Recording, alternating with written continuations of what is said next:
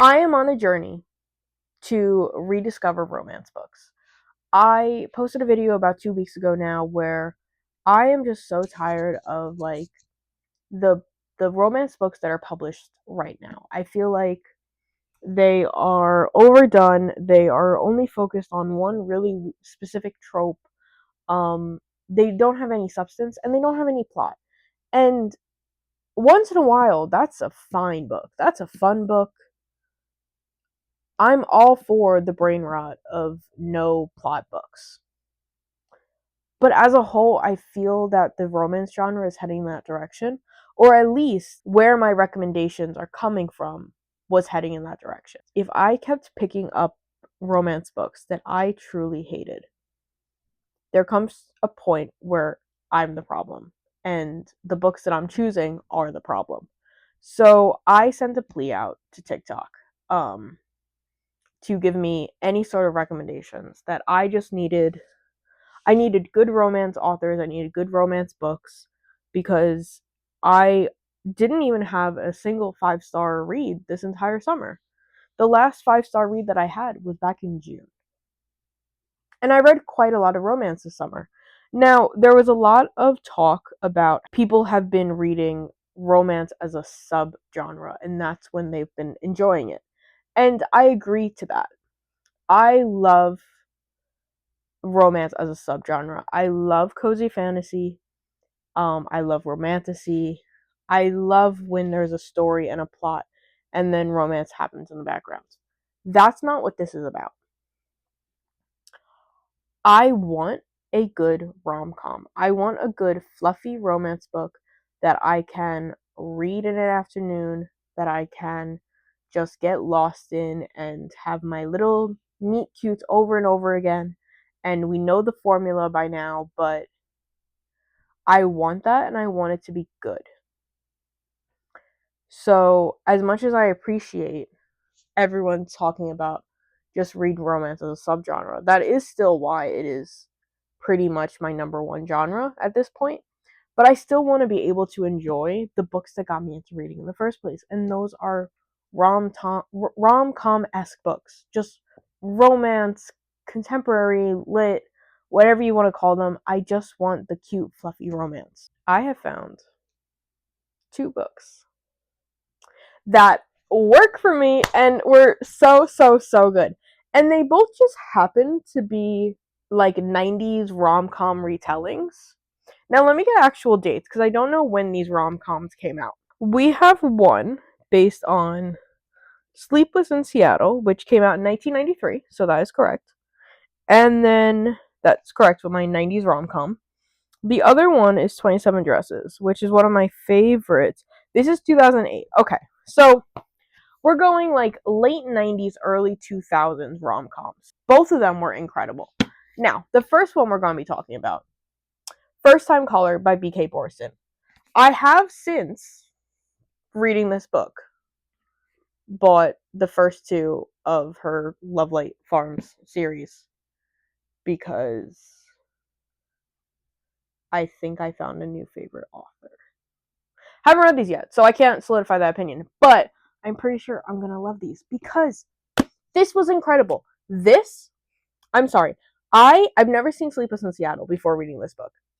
I watched the first like half hour back in January when this book first came out. Because was this January? February. I watched like the first half hour in February when this book first came out because I didn't know anything about Sleepless in Seattle and I wanted to know. And I really liked the beginning of the movie. Thought it was really cute. I did fall asleep and never continued it, and that's me and movies. What can I say? Um, After reading this incredible, perfect masterpiece of a book,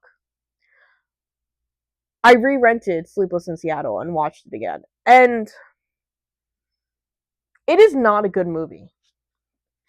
You're telling me you have Meg Ryan and Tom Hanks in a movie together, and you have them on screen together for 2 minutes? That's it? What a wasted opportunity with the 2 of them. You've Got Mail is my favorite, all-time favorite rom-com, probably my all-time favorite movie.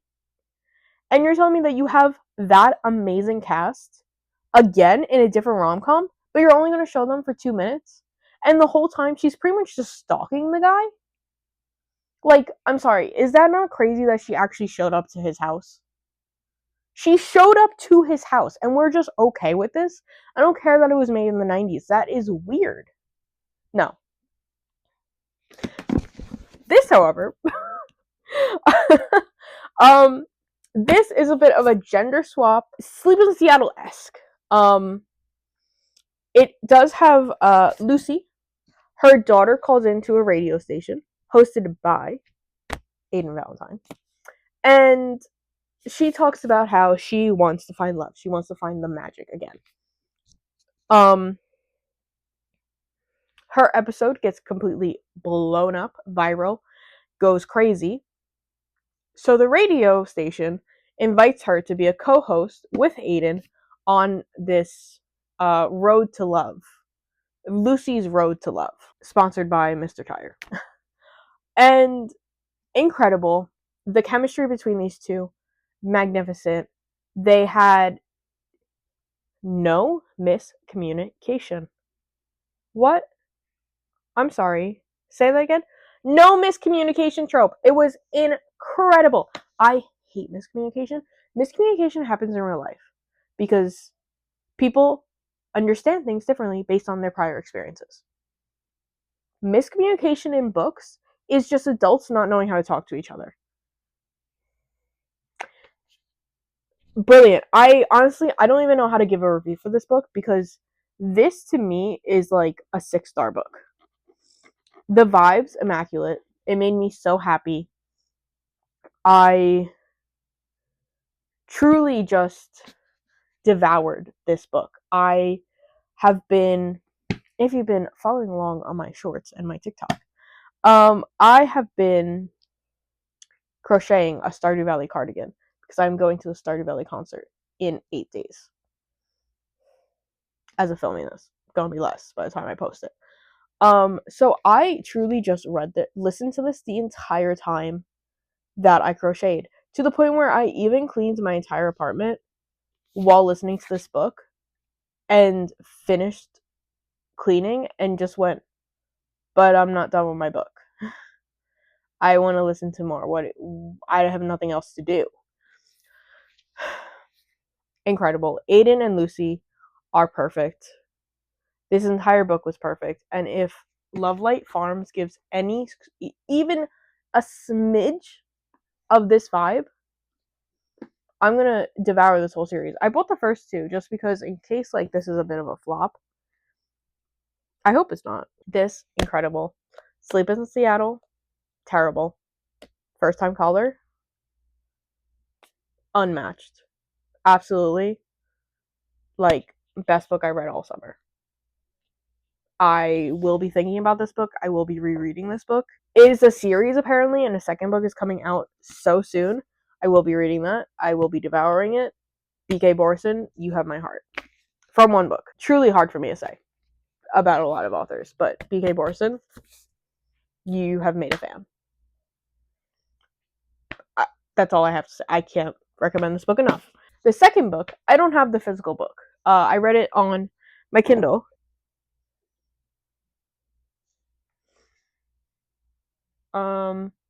We'll give a little Kindle sticker update because I think my Kindle is so cute right now.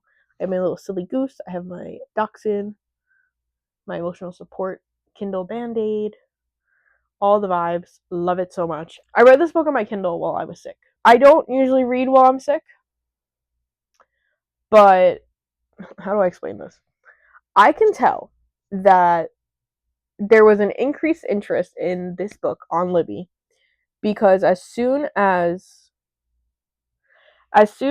my book club for this month was announced, the book club pick for this month was announced. It's a New York City based book club. I was able to grab the ebook from Libby. 2 days later, there was 2 people waiting for the book. So I could tell that it was the book club girlies needing the book, and I'm sorry I took so long to read it, but it is now released back into the Libby universe. But I I had to finish it while I was sick because I waited like until 2 days before the loan was up to actually start it, and then I was sick, and I was like, well, I need to read this book for book club. Is my rating for this one maybe slightly influenced or inflated by the fact that I was sick and it was just a good time?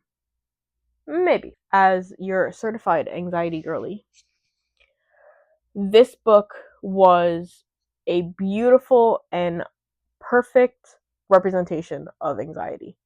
I read a lot of books with anxiety in it.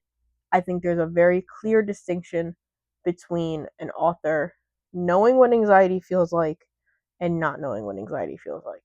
There's also a really big difference between having an anxiety disorder and just experiencing anxiety once in a while.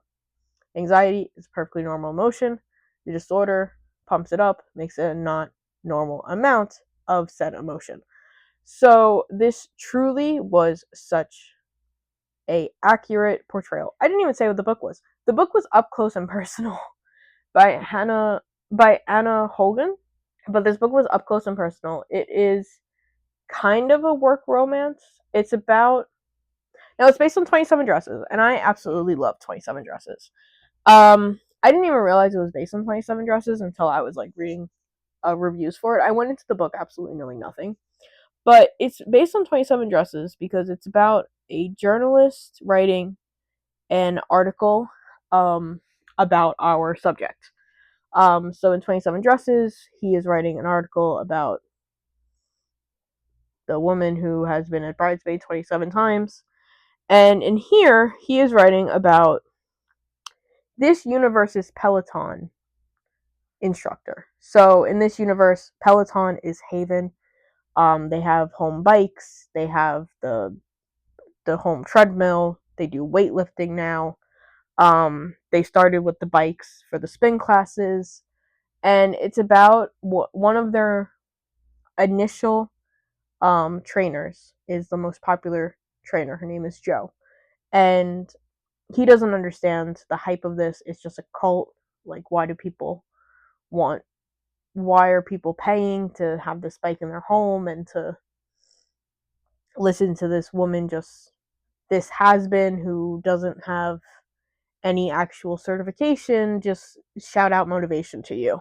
They start they are gonna do a spread about the woman behind the bike.